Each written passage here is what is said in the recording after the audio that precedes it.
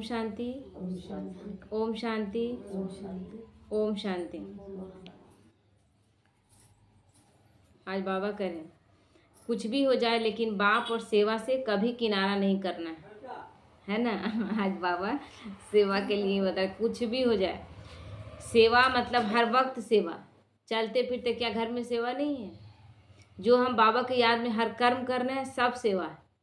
हम शांत रह रहे हैं ये सेवा है, क्योंकि हमारा वाइब्रेशन काम कर रहा है, मन से स्टेबल है, हर स्थिति में सेवा हो रहा है। तो याद करने में व पढ़ाई पढ़ने में मन नहीं भी लगे तो भी ज़बरदस्ती सुनते रहो। कभी कभी ऐसा होता है ना कि ना योग लगाने का मन करेगा, ना कुछ क्लास सुनने का मन करेगा, ना कुछ पढ़ने का मन करेगा। कभी कभी भगवान से ही वैराग्य हो जाता है, ये भी स्थिति आता है। योग लगाते रहो लेकिन छोड़ो मत, ज़बरदस्ती लगाते रहो। बाबा का वरदानी हाथ ज़बरदस्ती रखवाते रहो। कितना देर तक माया कोशिश करेगी? तो सब ठीक हो जाएगा, क्योंकि माया ट्रायल करती है बीच बीच में। भगवान से ही वैराग्य दिलाने की कोशिश कर, दुनिया से वैराग्य तो होता नहीं, भगवान से ही वैराग्य हो जाता है। तो यह थोड़ा सा किनारा कर ले तो जाऊं इसके पास। माया यही सोचती है कि थोड़ा सा बाबा से किनारे हटे कि इसको पकड़े, क्योंकि माया का 100% अटेंशन हमारे प्रति है।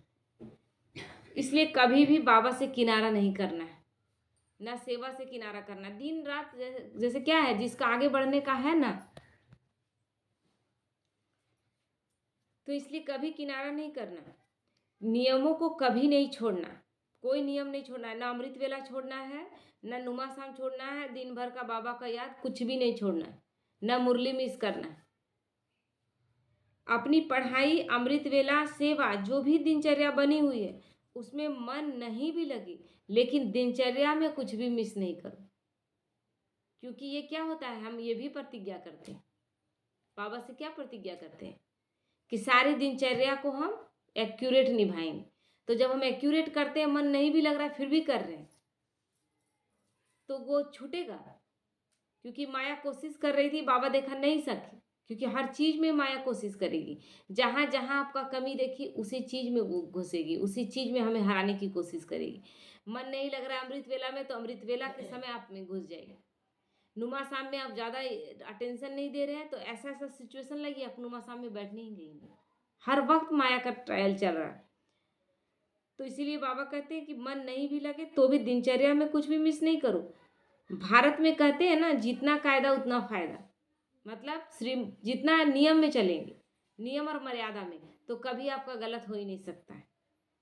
तो हम तो विधि विधान बनाने वाले हैं। हम ही अगर विधि विधान से नहीं चलेंगे तो हमारे जड़ चित्रों की पूजा कोई करेगा विधि विधान से?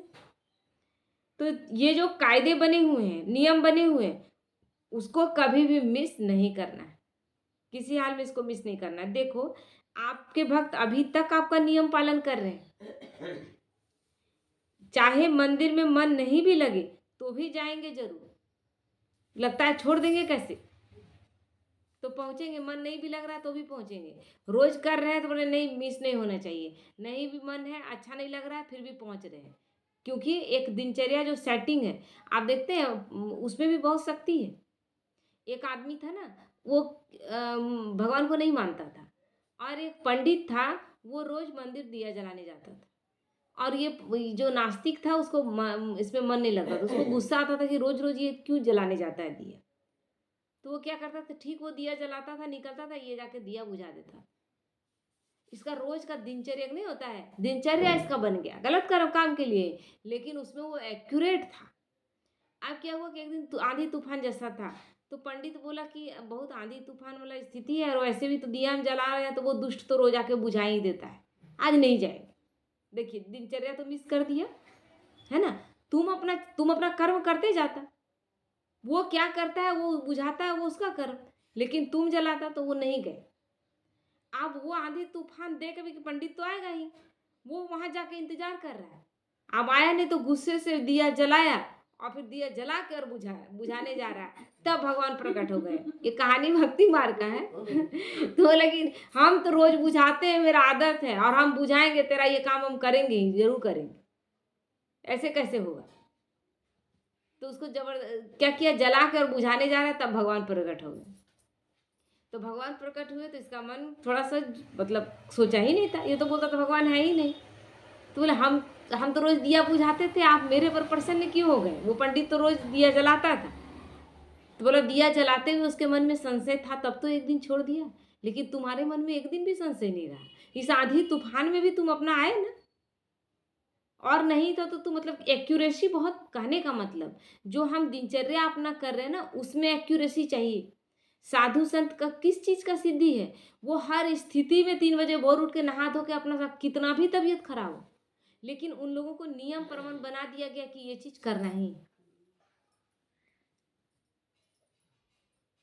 तो चाहे मंदिर में मन नहीं भी लगे तो भी जाएंगे जरूर। या किससे सीखा? आप लोगों ने सिखाया ना, ये हम ही लोगों ने सिखाया।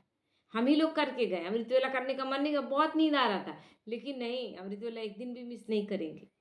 क्योंकि भगवान का महावाक्य है कि 3 महीने अगर लगातार अमृत वेला किया जाता है बिना नींद के, तो फिर जो कहेंगे वो हो, जो संकल्प करेंगे वो पूरा हो।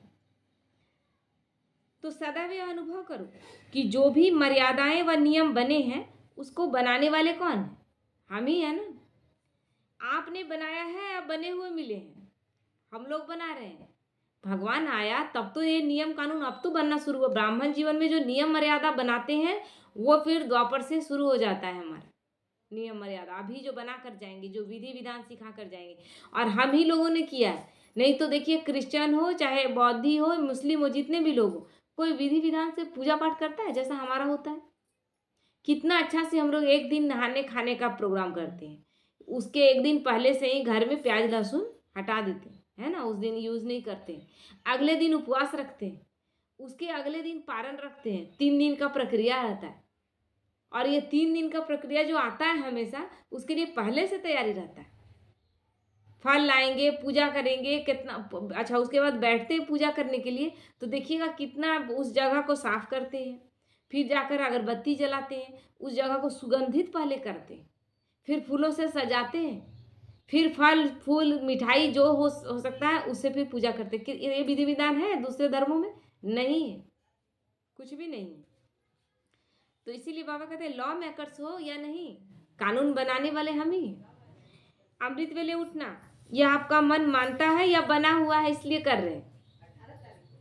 बना हुआ इसलिए तो नहीं कर रहे हैं। अमृत वेला करने का मन नहीं करता है क्या? अमृत वेला जिस दिन बहुत अच्छा लगेगा ना, उस दिन दिन भर आपको लगेगा जैसे हम बहुत बड़ा खजाना पा लिए।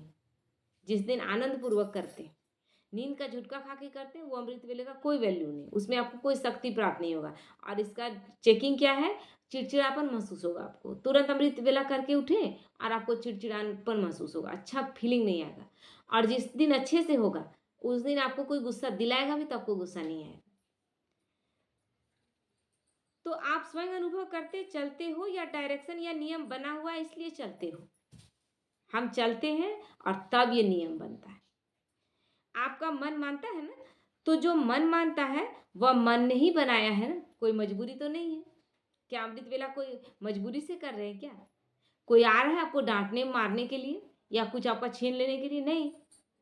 लेकिन हम जानते हैं कि हम 84 जन्मों के लिए भाग्य लिख रहे हैं, तो इसलिए हम मन से उठ रहे हैं। तो कोई मजबूरी से तो नहीं चल रहे हो, करना ही पड़ेगा। जब करना ही पड़ेगा ये स्थिति हो, तब आपको प्राप्ति अनुभव नहीं होगा। सब मन को पसंद है ना, क्योंकि जो खुशी से किया जाता है उसमें बंधन नहीं लगता है। जिसको कह दिया जाता है करना ही पड़ेगा, उसमें बंधन लगता है। आज है ना कि बाबा के बच्चे बन गए, अब बहुत के घरों में बोला जाता है कुल देवी का कुल देवता का ये पूजा करो। जैसे एक भाई आए ना तो उसको बोला गया कि पाठा देते हैं वो लोग पढ़ते मत, लेकिन अब ज्ञान सुन लिए तो बोले कि देना तो नहीं चाहते, लेकिन क्या करें, देना पड़ता है। बाहर में जितने भाई लोग हैं वो आते हैं, उनकी हर साल पड़ता है, तो कैसे नहीं दे। मतलब देखिए, हम पाप कर्म दूसरे के लिए करेंगे। जो भाई लोग बाहर रह रहे हैं उसको बोलिए कि अपना आए और अपना करें, हम किसी और के लिए क्यों परेशान। तो यहाँ बाप ने आदि मध्य अंत तीनों कालों की नॉलेज दी है। कुछ भी करते हो तो तीनों कालों को जान करके और खुशी से करते हो कि आज अमृत वेला हम किए, बहुत अच्छे से किए, है ना, ये वर्तमान का समय। आज हम अमृत वेला अच्छा किए, दिन भर मेरा अच्छा जाएगा, अगले दिन भी मेरा अच्छा रहेगा, क्योंकि आज हम अच्छा किए। और अगले दिन तक आपको कल का जो किया हुआ था पिछला, उसके बारे में आपको अच्छा अनुभव कराता रहेगा। तो आदि मध्य अंत दोनों हो गया ना, भूत वर्तमान भविष्य तीनों के लिए। तो बाप देखते हैं कि कमाल करने वाले बच्चे हैं, बाप से प्यार अटूट है, इसलिए कोई भी बात होती है तो भी उड़ते रहते हैं। कोई भी बात हो, लेकिन बाबा मेरे साथ है ना। परिस्थिति आया, बच्चे खुश हो जाते हैं, क्योंकि परिस्थिति आया है तो हमें एक स्टेप बढ़ाएगा। क्योंकि एग्जाम आया है, बच्चे का एग्जाम आता है तो क्या सोचते हैं, फाइनली मेरा बच्चा एक क्लास आगे बढ़ेगा। खुश होते हैं ना कि जैसा भी मार्क्स लाया, सोचते हैं क्या कि एक क्लास आगे बढ़ा। अच्छे मार्क्स से पास होता है और भी अच्छा लगता है, तो बाबा को कैसा लगेगा। अगर कोई विघ्न डाल के, वो तो तैयारी रोज करा रहा है, मुरली के द्वारा, योग के द्वारा, सब क्लासों के द्वारा हमको तैयार कर रहा है, लेकिन बीच में वो विघ्न डालता है देखने के लिए कि तुम देखो कि इस लायक बने हो कि ये विघ्न भी तुम पार कर सको। ये चेकिंग हमारा है। तो विघ्न आता है तो हम सोचते हैं बाबा के बच्चों का बड़ा विघ्न आ रहा है। बाबा के बच्चों का विघ्न नहीं आएगा। बाबा के बच्चों ने फॉर्म भरा कि हम देवी देवता बनेंगे। जो फॉर्म भरे इतने बड़े ऊंचे पोस्ट के लिए और बिना एग्जाम के भर देंगे, बिना एग्जाम के हो जाएगा। तो इसीलिए बाबा कहते हैं बाप से अटूट प्यार है, इसलिए कोई भी बात होती है तो भी उड़ते रहते हैं। बाप से प्यार में सभी फुल पास हो ना, बाप से सभी प्यार करते हैं। कोई नहीं कह सकता है कि हम बाबा से प्यार नहीं करते। पढ़ाई में नंबर 1 हो, लेकिन प्यार में नंबर 1 हो। पढ़ाई में नंबर 1 जो जैसा पढ़ रहा है, सब एक समान तो नहीं पढ़ रहा है, लेकिन प्यार में सब नंबर 1 है। सब कहेंगे कि हमको बाबा से बहुत प्यार है। सेवा भी अच्छी करते हैं, लेकिन कभी कभी थोड़ा खेल दिखाते हैं। कैसा खेल दिखाते हैं, जैसे बाप से नंबर 1 प्यार है, ऐसे मुरली से भी प्यार है क्या। मुरली से अगर न प्यार है, उतना ही प्यार है, तो मुरली कभी मिस नहीं होगी। मुरली जब चलेगा, बाबा क्या कहता है, कल सुन रहे थे कि अगर मुरली सुन नहीं रहे थे, पढ़ रहे थे कि मुरली अगर सुनते वक्त नींद आ रहा है, मुरली सुनते वक्त जो रस अनुभव होना चाहिए, एकदम बाबा से कनेक्ट हो गए कि बाबा आज क्या कह रहा है मेरे लिए, वो अनुभव अगर नहीं है तो हम अच्छा से नहीं चल रहे। ये सब क्लियर बात है ना। क्योंकि वो लोग तो 2 बजे रात तक भी जगे रहते थे, और उसके बाद भी मम्मा आया था एक अफसर मिलने के लिए, तो 1:30 बजे रात के बाद वो गया, तो 2 बजे तो अमृत वेला ही होता है। आप सो जाती तो उठ नहीं सकती, तो उठी, बोली कि सोएंगे ही नहीं। एक बहन बोली कि मम्मा आपका तबीयत खराब हो जाएगा, आप सो जाओ, अमृत वेला 4 बजे भी से भी हो 2 घंटे कम से कम सो जाओ। बोली कि एक सिंपल आदमी के लिए, हद के जो एक आदमी है उसके लिए हम रुके हुए हैं, जगे हुए हैं, और भगवान हमसे मिलन मनाएगा और उसके लिए छोड़ दें और हम सो जाए। उसके बाद दिन भर में मम्मा को फिर सोने का फुर्सत नहीं मिलता था। इसलिए हम जो बहाना देते हैं कि हम दिन भर में नहीं सो पाए, कोई बहाना नहीं चलेगा। जब अच्छा पावरफुल योग अमृत वेला होगा ना, नींद नहीं आएगा आपको, दिन भर नींद का फीलिंग नहीं आएगा, सुस्ती का फीलिंग नहीं आएगा, क्योंकि वो तो एनर्जी भर रहा था मेरे अंदर, तो सुस्ती कहाँ से आएगा। योग नहीं लगता है तब सुस्ती लगता है, तब नींद आता है। क्योंकि आप क्या किए, जबरदस्ती किसी तरह कनेक्ट होने का कोशिश किए, मेहनत किए, तो मेहनत में तो क्या लगेगा, नींद आएगा ना, थकावट हो गया। तो जैसे बाप से नंबर 1 प्यार है, ऐसे मुरली से भी प्यार है। जब से आए हो तब से कितनी मुरलियां मिस हुई होंगी। बाबा पूछ रहा है कि आज तक कितनी मुरलियां मिस कर दे रहे हैं ना। अभी वो माता जी लोग जो कितना बीमार है कि 8-10 दिन हो गया मुरली चुपचाप छोड़े हुए हैं, मतलब इतना दिन मिस करने के बाद, और उसके बाद क्या बोलती है, बोलेंगे ना तबीयत खराब होता है, बाबा पर सब छोड़ दिया, बाबा जे करे। सुनने में भी खराब लगता है कि क्या बोलती है एक ही बात को, बाबा पर सब सौंप दिए, बाबा जो करे। कहाँ सौंपे हैं बाबा को आप, बाबा को तो पकड़े ही नहीं, तो सौंपेंगे कहाँ से। कभी कोई ऐसे बहाने से क्लास मिस किया है, कोई बहाना से, मेरे घर काम था, मेरे घर मेहमान आ गया, मेरे घर ये वो ये, बाबा पूछ रहा है क्या कभी बहाना किया। क्योंकि बहाना उससे छुपेगा क्या, मेरे अंदर का भावना क्या था वो जानता है, बहाना नहीं चलेगा। क्योंकि बहाना तो आप निमित को बोल देंगे कि नहीं नहीं मेरे घर में बहुत काम था। जैसे एक भाई था ना, तो कैसा था उसका कि मतलब कभी कभी मिस कर देता था, बहुत सुप्रीम कोर्ट का शायद वकील था, कोई अच्छे पोस्ट में, बहुत मतलब थी था, तो वीआईपी में था कोई, तो मिस कर देता था, तो दीदी उससे जब राखी या कुछ बंधवाई ना, तो उनसे एक प्रतिज्ञा करवाई कि मुरली किसी हाल में मिस नहीं करेंगे। तो बोला ठीक, कसम ले लिया। तो ऐसा उनका स्थिति हो गया ना कि हर स्थिति में पहुंचने लगा। अब क्या है कि घर में कोई, अपने ही घर में पत्नी या कोई था जो शरीर छोड़ा हुआ था रात में, और सुबह 7 बजे मुरली होता है। चले गए मुरली सुनने के लिए। अब डेड बॉडी पड़ा रहा, सारा प्रक्रिया सब हो रहा था ले जाने का, उनका इंतजार हो रहा है कि वो आएंगे तब जाएंगे। मुरली सुन के आए और उसके बाद जाकर गए अंतिम संस्कार के लिए। क्यों? क्योंकि प्रतिज्ञा किससे की है? निमित्त से की है, तो निमित्त से तो किए ही नहीं। निमित्त तो वो निमित्त है, करण करावनहार तो बाबा है, हमसे प्रतिज्ञा तो उससे कर रहे हैं ना। तो जैसे बाप को याद करना मिस नहीं करती, ऐसे पढ़ाई मिस कभी नहीं होनी चाहिए। इसमें भी नंबर 1 होना है ना। बाबा से हम प्यार करते हैं तो पढ़ाई मिस करेंगे, जिससे हम प्यार करेंगे उसका पढ़ाई मिस करेंगे। हम लोग का साइंस के टीचर थे, वो इतना अच्छा पढ़ाते थे ना कि कभी कुछ ऐसा हो गया, नहीं जा पाते थे, तो याद आता था कि आज क्लास नहीं कर पाए, क्योंकि इतना मतलब अच्छे से वो पढ़ाते थे। उनका पढ़ाने का तरीका मतलब एकदम ढल जाना कि हम मतलब पढ़ाने में वो अपने खुद घुस जाते थे, तो बच्चों को भी आनंद आता था पढ़ने में। तो भगवान तो यहाँ खुद आए हैं, और भगवान पढ़ा रहा है तो ऐसा पढ़ाएगा कि ध्यान कहीं और हमको पढ़ा रहा हो। उसका 100% अटेंशन है कि मेरे बच्चे एकदम परफेक्ट बने। तो इसीलिए बाबा कहता है कि पढ़ाई में नंबर 1, इसमें भी नंबर 1 होना है। केवल प्यार करने में, बाबा से प्यार करने में नंबर 1 नहीं, और प्यार कर रहे हैं तो उसकी पढ़ाई से भी आप प्यार करेंगे, ये भी निशानी है। तो बाप के रूप में याद, शिक्षक के रूप में पढ़ाई, और सतगुरु के रूप में प्राप्त वरदान कार्य में लगाना, यह तीनों में नंबर 1 चाहिए, है ना।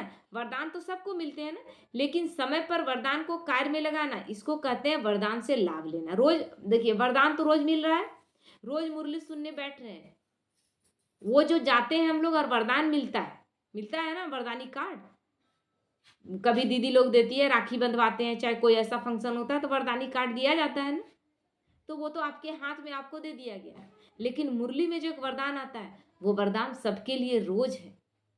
तो रोज हमें वरदान दे रहा है वो, लेकिन वरदान का मतलब ये नहीं कि जाओ तुम्हारा सब कुछ अच्छा हो जाएगा, ये भगवान कहने नहीं आया है। वो बोला सब कुछ अच्छा हो जाएगा, अब हमें अलर्ट होकर अपना सब कुछ अच्छा कर लेना है। वो तो दे दिया वरदान, अब उस वरदान को हमें फलीभूत करना हमें है। क्योंकि इस तरह केवल वो दे देता, सबका हो जाता, तब तो 800 करोड़ आत्माओं को उसको देना पड़ेगा। तो इसीलिए बाबा कहते हैं, तो इसको कहते हैं वरदान से लाभ लेना, वरदान को कार्य में लगाना। तो यह तीनों ही बातें चेक करना कि आदि से अब तक इन तीनों बातों में कितना पास रहे, तब विजय माला के मन के बनेंगे, है ना। बाप के रूप में कितना याद किया, शिक्षक के रूप में कितनी पढ़ाई पढ़ी, सतगुरु के रूप में वरदान लेकर उन वरदानों को कैसे फलीभूत, कितना फलीभूत किया, ये चेकिंग है। ठीक है। ओम शांति।